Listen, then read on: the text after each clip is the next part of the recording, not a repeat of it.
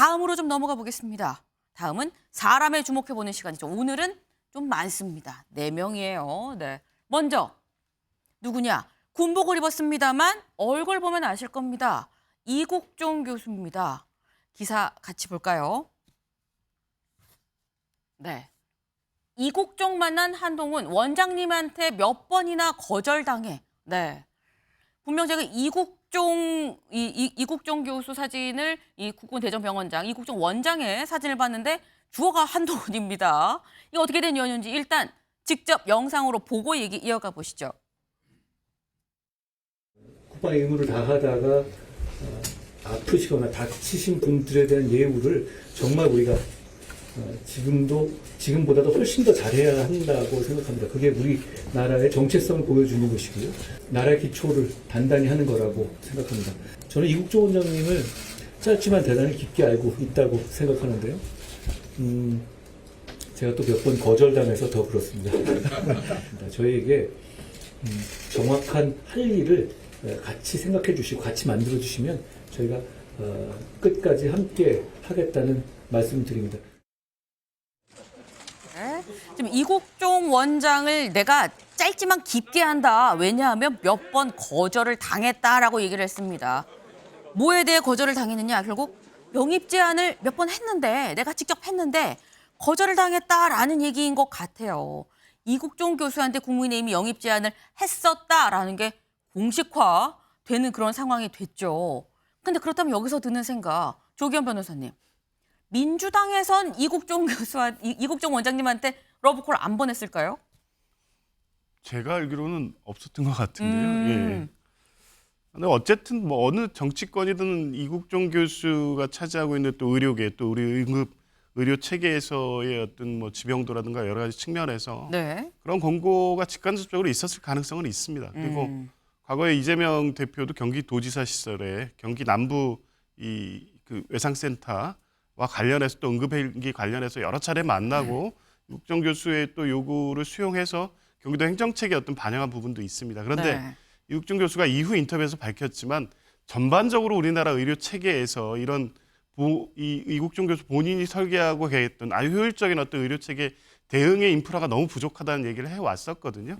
그런 측면에서 이제 뭐 대전 국립 이 군인병원장으로 가시고 이제 그 부분에 집중해서 하신다고 하니까 네. 이분은 사실 뭐 정치와 관련해서 늘 거리를 두고 본인이 이 전문 분야에서 그 역할을 하겠다는 뜻을 분명히 계속 해오고 있는 분입니다. 아마 영입 제의가 있었고 그게 매력적인 제안이었다고 하더라도 받지 않으실 분이라는 거는 뭐 분명해 보이고요. 네. 그런 측면에서 보면 과거에도 그렇고 한동훈 위원장도 뭐 얘기했지만 이분이 하실 수 있는 일을 잘할 수 있게 만들어주는 정치권의 역할을 다 하면 된다고 봅니다. 더 이상 정치권으로 끌어들이지 말고 이분의 이 재능 그리고 역할이 우리 사회에 잘 발현되도록 하는 일 정도로만 얘기하고 정치권과 자꾸 결부시켜서 얘기 나오지 않게 하는 게 이분을 위해서 가장 좋은 일이다라고 생각합니다.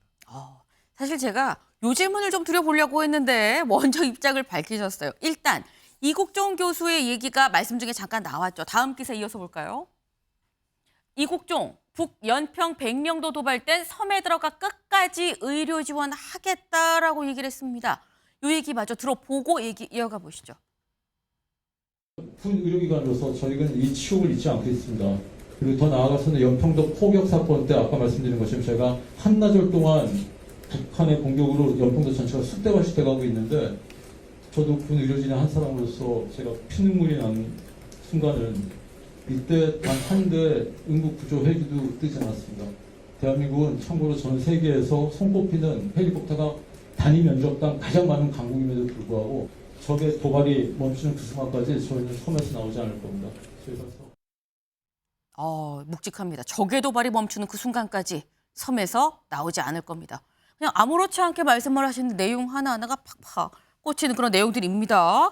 근데 지금 이런 모습을 보면서 병존하는 생각이 이런 분이 정치를 하시고 여야를 떠나서 이런 분이 정치하시면 참 얼마나 좋을까 하는 생각도 있고요. 이런 분은 정치 안 하시고 그냥 지금 하시는 거 잘하셨으면 좋겠다라는 생각이 두 가지 마음이 같이 듭니다. 최창렬 위원님, 어느 쪽이세요? 전 정치 안 했으면 좋겠어요. 뭐 이제 결론적으로 네. 지금 이게 선거 때 되니까 이른바 인재영입위원이라고 그래가지고 인재영입위원장이라고 해가지고 뭐 얘기들 많이 합니다. 네. 인재라고 영입이 되는데 그 인재라는 게 각계 분야에서 상당히 역량을 발휘한 사람들일 거 아니에요. 그쵸. 그러니까 인재란 말이 붙었단 말이에요. 저는 인재란 말도 좀 거부감이 생기는데 말을 좀 딴 게 없을까라는 생각이 들긴 듭니다만 뭐 그게 본질은 아니니까. 정치권에 들어와가지고 그 인재들이 인재 역할을 잘 못했어요. 왜냐하면 그 각계 분야 직군에서 열심히 하는 사람은 거기서 있는 게 맞아요. 물론 그렇다고 그분들이 뭐 절대 정치권에 들어오면 안 된다는 얘기는 말이 되지 않겠습니다만 너무 정치권에서 어떤 이른바 뭐 셀럽이라고 그러나요? 정말 셀럽이란 말도 별로 좋아하지 않습니다만 네. 그런 사람들을 끌어들여 가지고 언론에 저 스포트라이트를 받게 해가지고 뭔가 공천에 뭐 의미를 부여하고 뭐 이렇게 상징성 위주로 가는 거거든요. 근데 또 여기 그 주인공들은 또 막상 그 분야에서 하다 보니까 정치권에 가서 자기를 좀 날리고 말이죠. 속된 말로. 그런 데 대한 또 유혹을 느껴요. 정치권에 이른바 러브콜이 있으니까. 전 그렇게 하다 보니까 우리 한국이 전부 모든 게 정치로 수렴하는.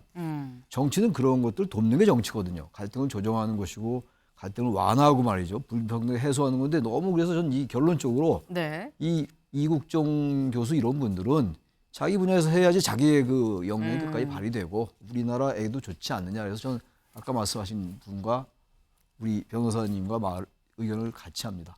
네. 아유, 참 이런 사람은 정치하는 거지 본인 일을 잘했으면 좋겠다라고 말씀하신 사실 뼈가 있는 말씀이셨어요. 왜냐하면 그동안 그래서 자기 분야에서 인재라고 데리고 왔는데 그 역할 잘 했느냐. 그게 지금 그 근거셨었는데 윤영걸 대표 고개를 끄덕끄덕 하세요. 네. 동의하십니까? 아, 그럼요. 좋은 말씀하셨어요. 까마귀 노는 곳에 백로야 가지 말라 이런 얘기 있잖아요. 지금 여의도가 까마귀예요. 정치권이 네. 뭐 대단히 기분 나쁘겠지만 지금 까마귀들이 노는 데가 됐어요.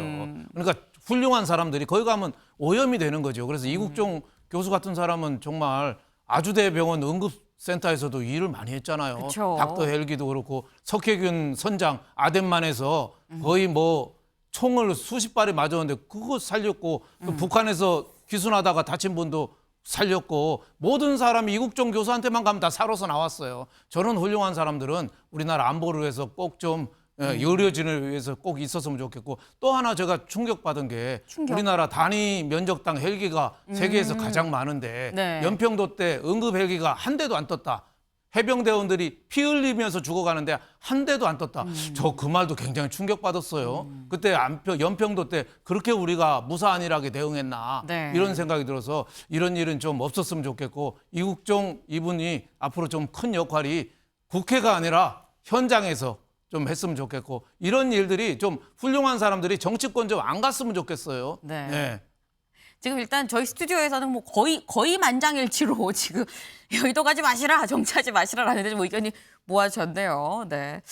일단 저희가 이국종 원장의 얘기까지 좀 짚어봤는데 두 번째 인물로 좀 넘어가 볼까요? 두 번째 인물. 정유라 씨입니다. 정유라 씨가 왜 등장한 건지 어제 SNS에 이런 글을 하나 올렸습니다. 네. 이건 제가 살짝 좀 느낌을 살려서 읽어볼게요. 저 오산시 무소속 출마하고 싶어용이라고 얘기를 했어요. 완주 목표는 없고 안민석 쫓아다니면서 무소속으로 무조건 안민석이 아닙니다. 민석이 낙선시키고 싶습니다라고 글을 올렸습니다. 그러면서 뭐라고 했느냐. 오로지 오산민석이 낙선만 노립니다. 6선 불가하게 하는 게 목적입니다. 기타금 모이면 후보 등록하고 유세 내내 쫓아다닐게요. 크크크 이라는 SNS 글을 올렸습니다. 저 후원금 이거 해서 이 1,500원 기타금이 1,500만 원 기타금 모이면 나 무소속 신청하고 안민석 의원 가는 데마다 쫓아다니면서 낙선 유세하겠다라는 얘기예요. 사실 정유라 씨가 안민석 의원에 대해서 지금 300조 숨겨놓은 거 있지 않느냐라고 안민석 의원이 한창 국정 논란이 될 때 그때 얘기를 했었죠. 그때 그 얘기 갖고 안민석 의원에 대해서 굉장히 강하게 비판했던 적이 있었습니다. 그 얘기 잠깐 들어보고 얘기 이어가 보시죠. 이제는 안민석이 저한테 스토킹을 당했다고 하네요.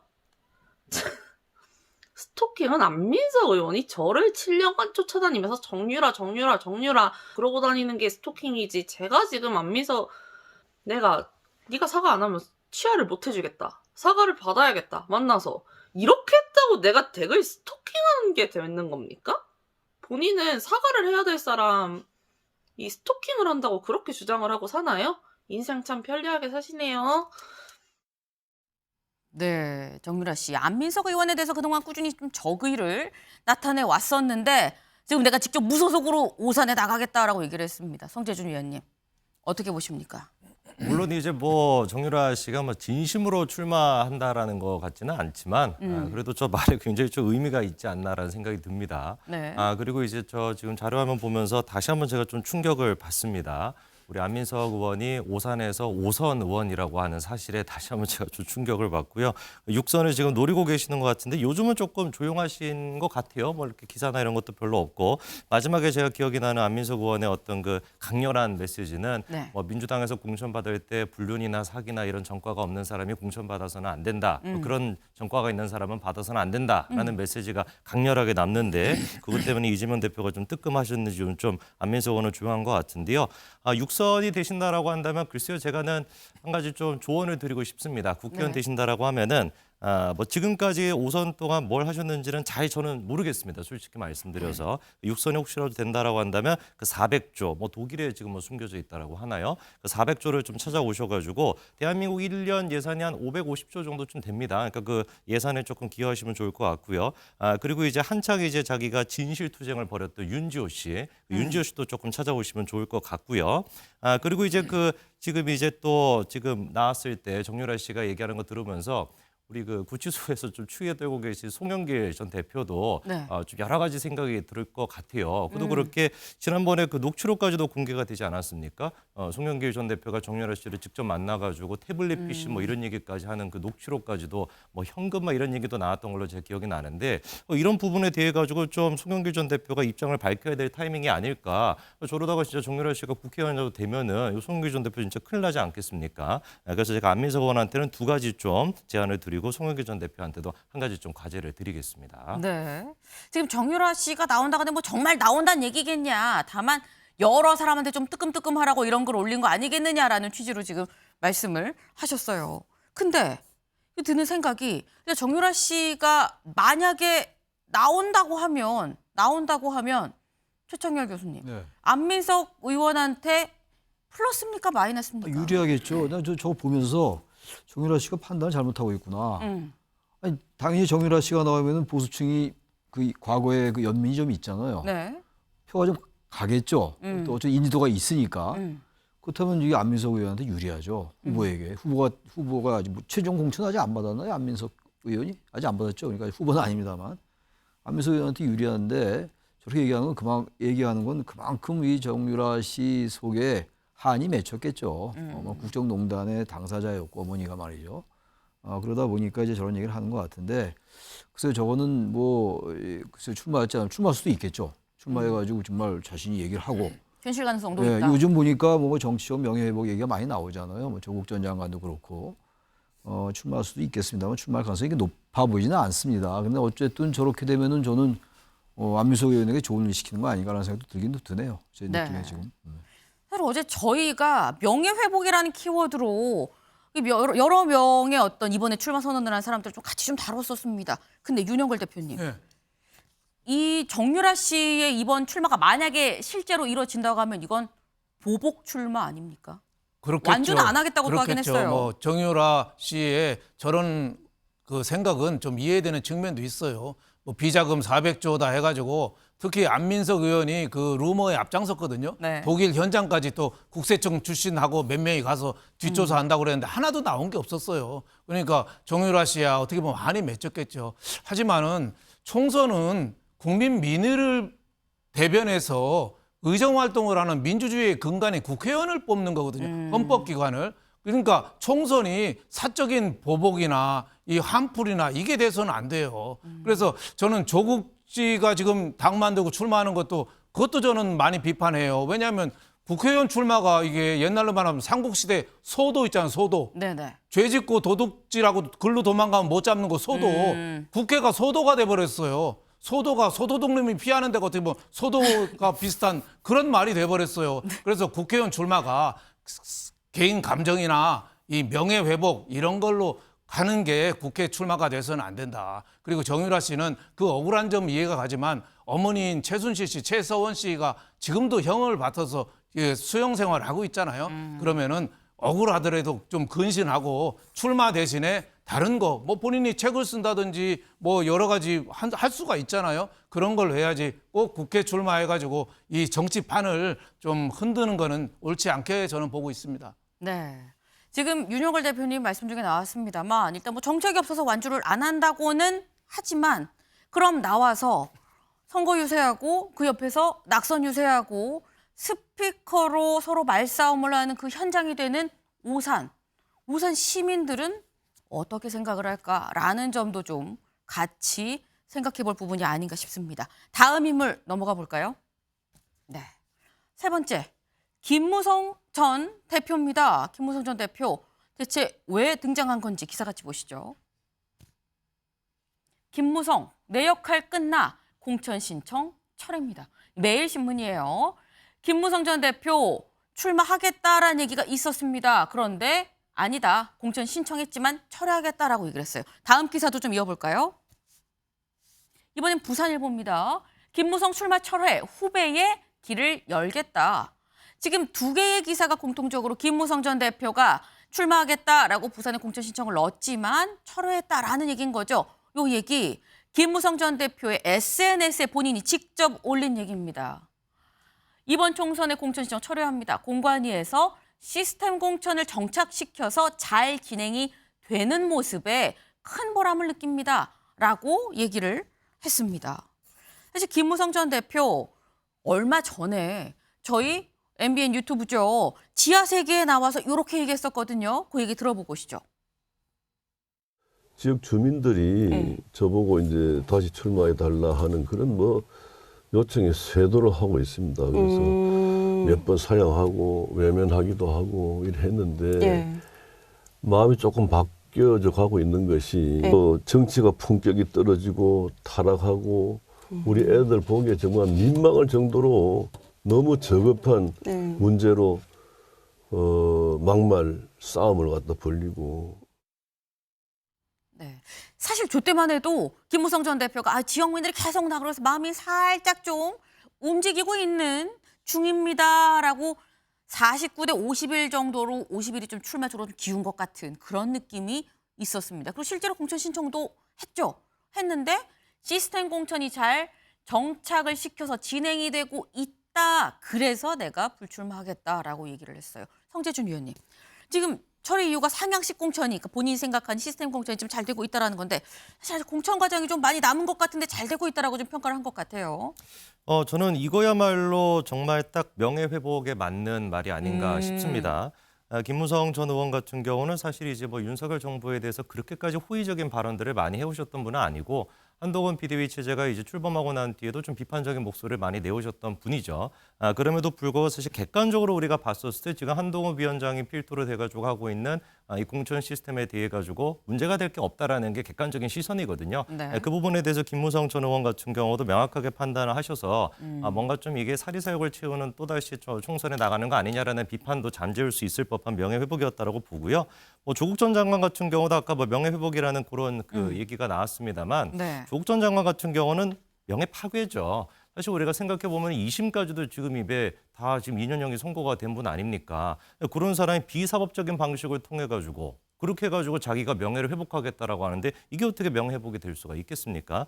자연스럽게 저희가 이제 국민의힘이랑 민주당의 상황도 조금 비교가 될 수밖에 없을 것 같은데 한동훈 위원장 같은 경우도 김무성 이제 전 의원에 대해 가지고 헌신에 감사드린다라고 하는 얘기로 이제 맞받았고요. 네. 그리고 김성태 전 의원 같은 경우도 이제 굉장히 좀 반발이 있었습니다. 그럼에도 불구하고 이제 엊그제 이제 결과에 이제 수긍하겠다라고 입장을 또 밝혔고 국민의힘 같은 경우는 지금까지 이제 발표된 인사 중에서 윤영선 전 후보만 이제 공식적으로 입장을 지금 이제 반박하는 얘기를 한 상태인데 얼마 안 가서 제가 보기엔 유현석 의원 같은 경우도 당의 어떤 결정을 받아들일 거라고 저는 봅니다. 민주당 같은 경우는 지금 생각해봤을 때 글쎄요 뭐 임종석 전 비서실장 그리고 또 노웅래 지금 의원 같은 경우도 공개적으로 지금 뭐 따로 뭐 뭐 비합법적인 뭐 비공식적인 그런 어떤 단체나 뭐 그런 회의를 통해 가지고 공천이 좌지우지되는 거 아니냐 이런 지금 얘기까지 한 상태 아니겠습니까? 자연스럽게 제가 보기에는 민주당과 국민의힘의 상황도 이렇게 좀 비교가 될 것 같습니다. 네. 이게 진짜 명예회복 아니겠느냐. 물러설 때를 아는 모습. 이게 명예회복이다. 그러면서 민주당 비판도 좀 같이 해주셨어요. 민주당 공천 얘기도 저희가 잠시 뒤에 또 얘기를 해보도록 하겠습니다. 일단 김무성 전 대표 일단 잘 되고 있다라고 지금 물러섰다라는 소식도 좀 저희가 전해드리고 마지막 인물 볼까요? 네. 마지막 인물. 국민의힘의 정점식 의원입니다. 정점식 의원은 왜 등장한 건지 기사 같이 보시죠. 네. 정점식 의원 배우자 자택에서 별세라는 소식입니다. 안타까운 소식이에요. 지금 정점식 의원이 경남 통영 고성 지역구죠. 이 지역구에 있는 이 본인 집에서 부인 배우자 최영아 씨가 숨진 채 발견이 됐습니다. 네. 이게 지금 아직 사인은 명확한 사인은 지금 규명을 하고 있는 중입니다만 일단 현재 추측으로는 다용도실에서 넘어지면서 좀 머리를 다쳐서 숨진 것으로 지금 현재까지는 파악이 되고 있습니다. 근데 저희가 참 안타까운 소식입니다만 이 소식을 전해드리고자 한 건 아니고요. 사실 오늘 정점식 의원이 지금 사실 장례식장에 있어야 될 정점식 의원이 오늘 공천 면접입니다. 네, 오늘 공천 면접. 참 이게 참 아이러니하게 이렇게 이 시기가 타이밍이 이렇게 맞는 건가라는 생각이 안타까움이 사실 더할 수밖에 없는데 그래서 오늘 일단 면접은 생략하고 서류 검토로 대체하기로 했다라고 하는데 윤영걸 대표님. 참 이 안타까운 상황에 또 면접까지 겹친 정점식 의원 마음이 어떨까 싶습니다. 네, 상당히 아프겠고 그 고인의 명복을 빕니다. 그건 사인은 아직 구체적으로 밝히지는 않았지만은 그 통영에 아파트가 있는데 네. 혼자 계시다가 다용도실에서 일 보다가 넘어져서 뇌 쪽이 좀 다친 거 아니냐. 지금 올해 58세, 58세시거든요. 그래서 그런 경우도 가끔 좀 뇌경색이나 뇌출혈 좀 그런 게 있기 때문에 아직 사인이 밝혀지지 않았습니다만 그런 거 아니겠느냐. 이런 생각이 들고 하여튼 잘 좀 장례식도 있고 또 정점식 의원은 또 선거운동까지 같이 겹쳐서 여러 좀 일이 좀 많은데 하여튼 고인의 명복을 빕니다. 네, 고인의 명복을 빕니다.